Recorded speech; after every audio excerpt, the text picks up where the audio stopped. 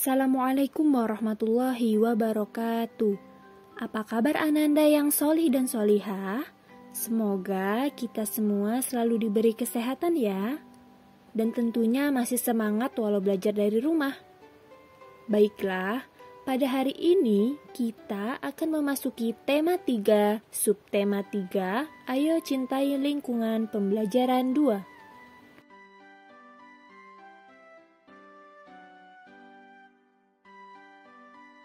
Bagaimana cara kita mencintai lingkungan? Dapatkah kamu menyebutkan contoh-contohnya dalam kehidupan sehari-hari? Kita harus mencintai lingkungan. Contohnya dengan tidak membuang sampah sembarangan, tidak menebang pohon sembarangan, dan masih banyak yang lainnya. Mari kita baca cerita berikut ini. Pergi ke pasar. Pulang sekolah, Udin, Lani, dan Beni berkunjung ke pasar.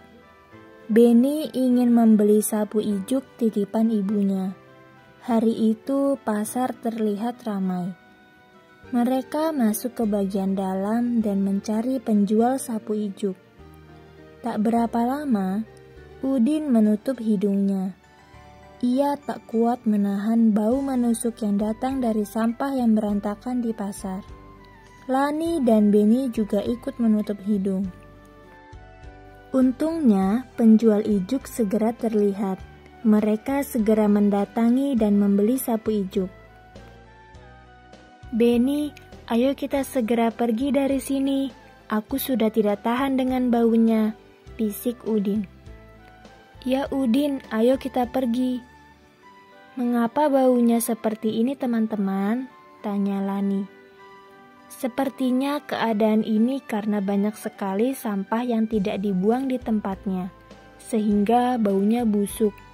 Aku khawatir pembeli bisa sakit."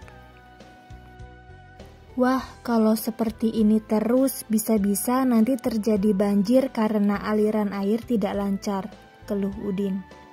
"Apa yang harus kita lakukan ya teman-teman?" "Salah satunya kita harus membuang sampah pada tempatnya," jawab Beni. Mereka tidak ingin hal seperti itu terjadi pada lingkungan pasar. Hari itu, Lani, Beni, dan Udin mendapat pengalaman berharga. Ananda yang solih dan solihah, mari kita jawab pertanyaan berikut ini. 1. Apa yang terjadi di lingkungan pasar? Lingkungan pasar sangat kotor dan berbau. 2. Mengapa pasar sangat bau? Pasar sangat bau karena banyak sampah yang tidak dibuang pada tempatnya. 3. Ketika sampah di pasar berserakan, apa akibatnya bagi lingkungan? Lingkungan pasar menjadi kotor dan kurang sehat. 4. Ketika sampah di pasar berserakan, apa akibatnya bagi orang-orang di pasar? Dapat mengakibatkan gangguan kesehatan dan lingkungan, terutama baunya yang tidak sedap. 5. Menurutmu, apakah Lani, Beni, dan Udin saat di pasar sudah terambil haknya? Jelaskan. Ya, mereka terganggu haknya untuk menikmati keadaan pasar yang sehat dan bersih. 6. Hak apa yang tidak didapat oleh Lani, Beni, dan Udin ketika di pasar? Hak akan lingkungan yang sehat dan bersih. Mereka tidak mendapatkan itu karena pasar sangat kotor.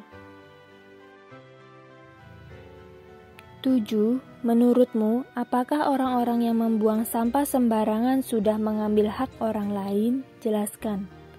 Dengan membuang sampah sembarangan, mengakibatkan hilangnya hak orang lain untuk menikmati lingkungan yang bersih dan sehat. 8. Bagaimana sebaiknya membuang sampah di pasar? Sebaiknya sampah di pasar dibuang pada tempatnya yang telah disediakan di pasar. 9. Bagaimana sikap positif dalam membuang sampah? Sebaiknya kita membuang sampah pada tempatnya, dan apabila kita melihat sampah berserakan, segeralah kita bersihkan. Setiap orang berhak mendapat lingkungan yang bersih dan nyaman. Ketika kita membuang sampah sembarangan, kita sudah mengambil hak orang lain. Bagaimana cara kita menjaga lingkungan? 1. Membuang sampah pada tempatnya. 2. Menanam pohon di sekitar rumah.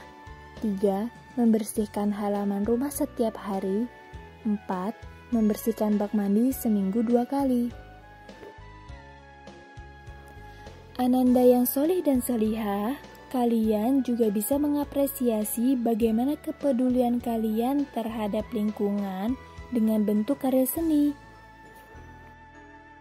Amatilah montase berikut ini. Seni tempel montase adalah karya seni yang berasal dari gambar-gambar jadi yang digunting, kemudian dirangkai dan ditempel menjadi satu sehingga menghasilkan satu gambar baru. Biasanya, gambar diambil dari koran atau majalah bekas. Bagaimana teknik membuat montase? Teknik montase adalah mengkomposisikan kembali potongan gambar yang sudah jadi, atau dengan kata lain membuat gambar dengan menempel potongan-potongan gambar. Apa saja yang perlu diperhatikan saat membuat montase? Yang perlu diperhatikan saat membuat montase, yang pertama pemilihan gambar, yang kedua keterpaduan warna. Cara membuat montase. Pertama, alat yang dibutuhkan adalah gunting. Kedua, bahan yang dibutuhkan adalah majalah, koran, gambar-gambar yang akan dijadikan montase, kertas HVS, dan lem. Ketiga, langkah-langkahnya, potonglah gambar-gambar dari majalah yang akan dijadikan montase. Selanjutnya, guntinglah gambar tersebut yang dirasa sudah cocok. Ketiga, tempelkan gambar pada buku gambar yang sudah disiapkan dengan menggunakan lem. Dan yang terakhir, lihat hasil montase yang dibuat. Ananda yang solih dan solihah, mari kita simpulkan pembelajaran pada hari ini. Hak dan kewajiban harus kita lakukan. Kewajiban itu di atas hak, sehingga kita harus melaksanakan kewajiban terlebih dahulu untuk mendapatkan hak yang semestinya. Selanjutnya, kita juga sudah belajar mengenai seni tempel montase. Seni tempel montase adalah karya seni yang berasal dari gambar-gambar jadi yang sudah digunting, kemudian dirangkai dan ditempel menjadi satu, sehingga menghasilkan satu gambar baru. Biasanya, gambar diambil dari koran atau majalah bekas. Demikian pembelajaran pada hari ini. Ibu ucapkan terima kasih. Wassalamualaikum warahmatullahi wabarakatuh.